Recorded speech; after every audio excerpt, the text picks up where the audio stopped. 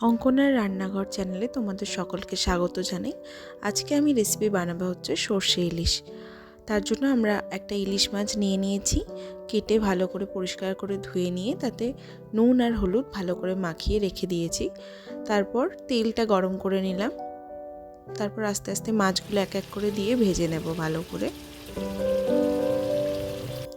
সর্ষে ইলিশ বানানোর জন্য আমাদের প্রধান যে উপকরণটা লাগবে সেটা আগে আমরা রেডি করে নিচ্ছি। তার জন্য আমাদের লাগবে কিছুটা পরিমাণ সর্ষে, যেটা প্রথমেই আমি জল দিয়ে ভালো করে ভিজিয়ে রেখেছিলাম। সেই সর্ষে, তার সাথে কয়েকটা কাঁচা লঙ্কা আপনার ঝাল অনুযায়ী মতো, তার সাথে কিছুটা পরিমাণ নুন নিয়ে আমরা এটা মিক্সার গ্রাইন্ডারে পেস্ট করে নেব। আগে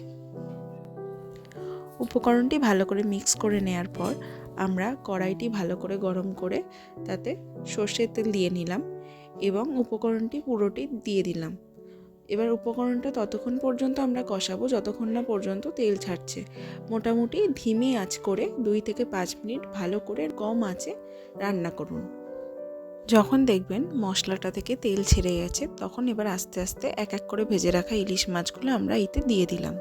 মাছগুলো দিয়ে দেওয়ার পর আমরা গ্যাসের ফ্লেমটাকে কমিয়ে নেব এবং কিছুক্ষণ চাপা দিয়ে রেখে দেব। মিনিমাম 5 মিনিট লো আঁচে রান্না হওয়ার পর গরম ভাতের সাথে পরিবেশন করুন সর্ষে ইলিশ। Thank you for watching.